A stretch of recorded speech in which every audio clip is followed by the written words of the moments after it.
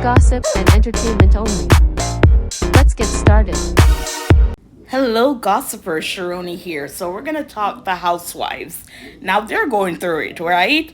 Last week it was Wendy Josefo and her husband Eddie. They were arrested on fraud, and now we have Kim Zoliack. Now she's being subpoenaed in a 100 million. Yes, you're hearing it. 100 million divorce by the man's estranged wife, and she's demanding answers over gifts. So this husband must have been buying Kim's stuff, and now the wife is like, I want to know where that money went. Now, is it their joint bank account? I'm not quite sure. We're going to read the article from Us Weekly and we'll find out now. Like I've said previously, with these housewife franchise, the ones that I watch, which is Atlanta, Beverly Hills, Potomac, those were the three that I watched for about 3 to 4 seasons of each housewives, each of those shows.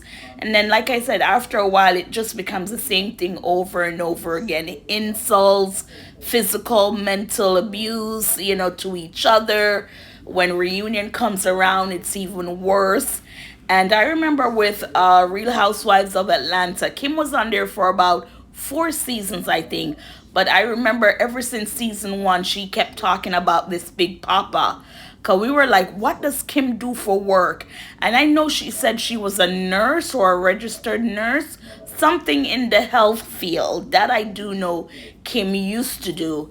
And she always talked about Big Papa bought her this and gave her this, everything like that. But we never saw who Big Papa was. Now, was he revealed years later? I think he was, but again, I was not following up with the show to see what this Big Papa is. Now we have this new Big Papa 0.20. That's what I'm calling him, because it's like news to everyone. If you didn't know, now you're knowing that something is going on here again with Kim and someone's ex-husband or someone's husband at the time. So we're going to start the article. It says Kim Zoliack was subpoenaed as part of a man's ongoing divorce with his estranged wife who demanded the former Real Housewives of Atlanta star answer question about gifts he bought her. US Weekly can exclusively report. Now, everyone is exclusively reporting this, but if you go on People Magazine, TMZ, E! News, everyone is like they're exclusively telling the story, right? So sometimes I wonder, how does it work? Do these, when paperwork are filed, you have certain people from different departments, right? Like entertainment, whatever. They keep an eye out for court filings, or if they have paparazzi or people on the outside. So as soon as it comes in, you jump on, you make your story, and then how does the other outlets, ravel with the same story? Sometimes you kind of wonder, because then there's like copyright. You can't use this one's content, that. But yet still over, like, say, 2,000 different entertainment websites or news thing, and they all basically come out with the exact same story, just worded differently. So sometimes I wonder how stuff like that works. Anyways, let's get back to the article. It says on September 30th, court documents that were filed showed Zoliack was served with a subpoena demanding she appear for a deposition as part of a man named Kyle Mowitz's divorce. Mowitz filed for divorce from his wife, Julian Green, in March. The paperwork said Zoliack was served at the parking lot of a high school in Georgia. Now, Kim is the mother of 6. She has 2 eldest girls and 4 kids under the age of 18. A lawyer for Zoliack, 47, responded to a request that she appear for a deposition on October 15th and bring certain documents and communications. Zoliack opposed the request that she be forced to appear. She called the subpoena unreasonable, oppressive, and intended to annoy and embarrass her. Now, why would you be embarrassed if you have nothing to hide? Okay, let's continue.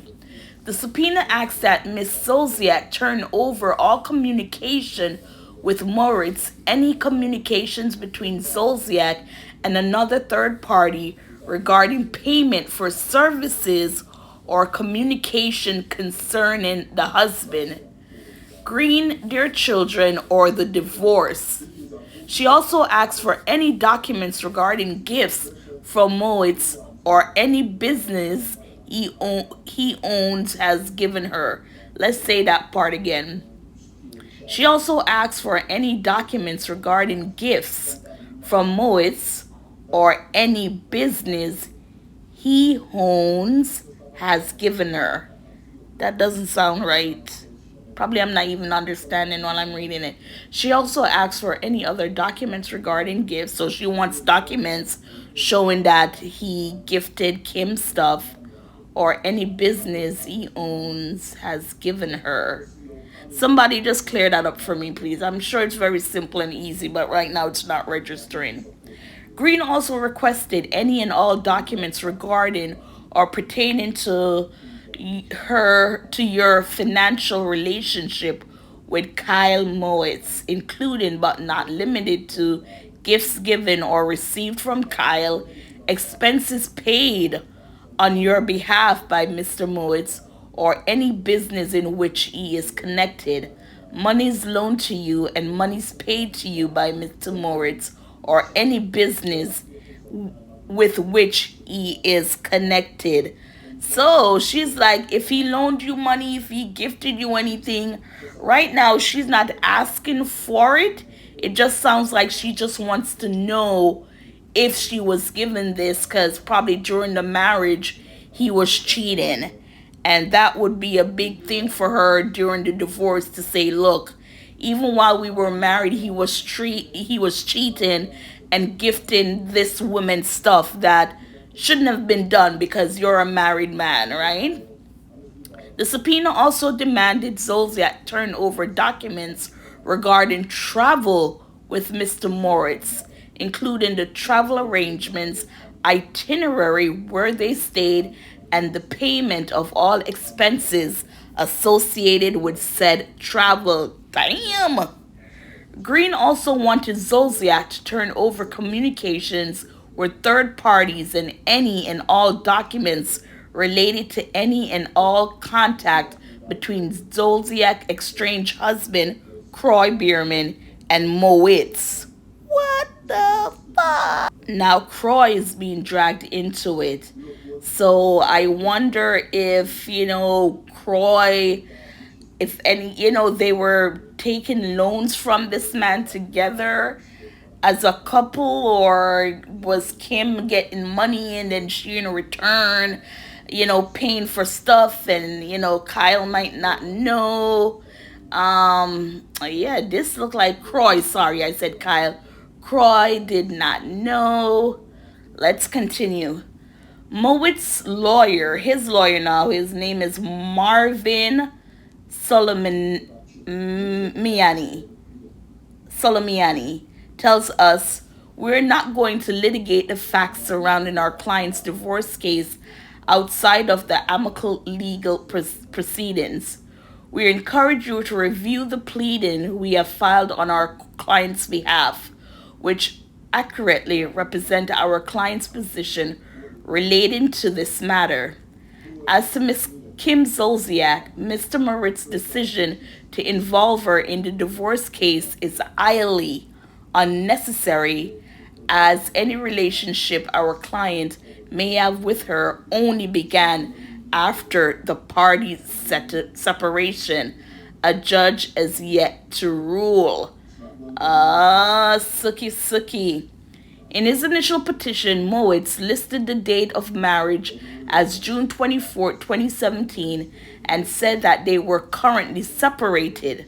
Moitz said he shared 2 minor children with his estranged wife. So when did all this take place? I'm trying to see when this all shake. So the wife now Green, she claimed her estranged husband created a family trust in 2021.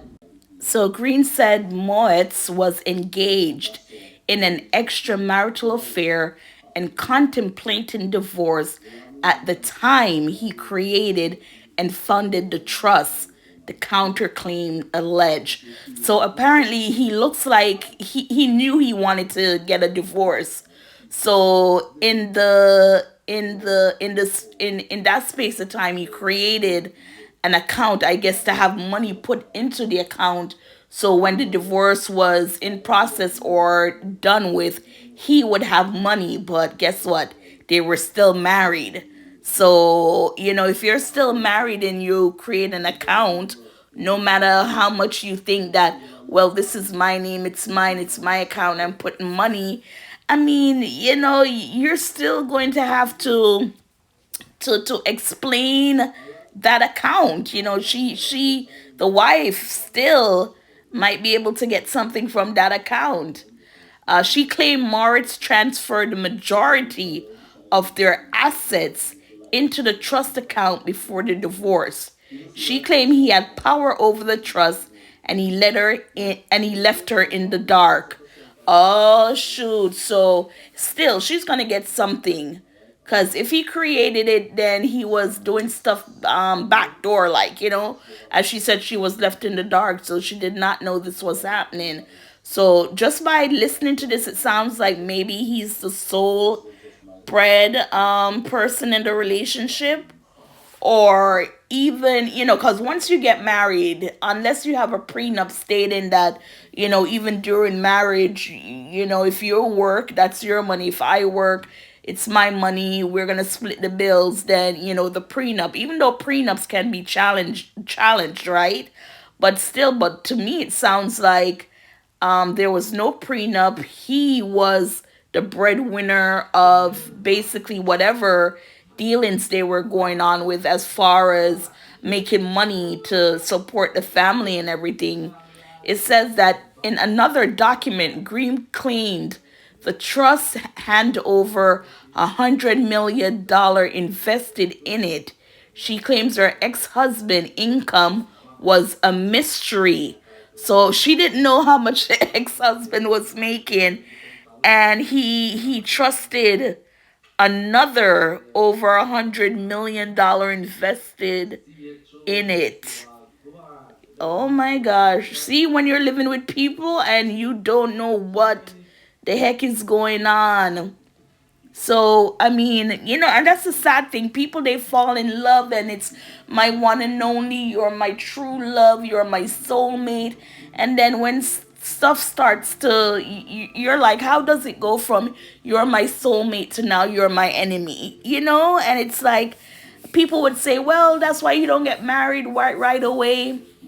It doesn't matter. You have people who've known each other, because they're like, date, live with the person first, then you get married. So at least you know what it will be like. But you can do all that journey thinking you know this person, and then it just like, ugh. So let's wrap it up. It says, in another filing, Moitz accuses estranged wife of being the one who stepped out on the marriage.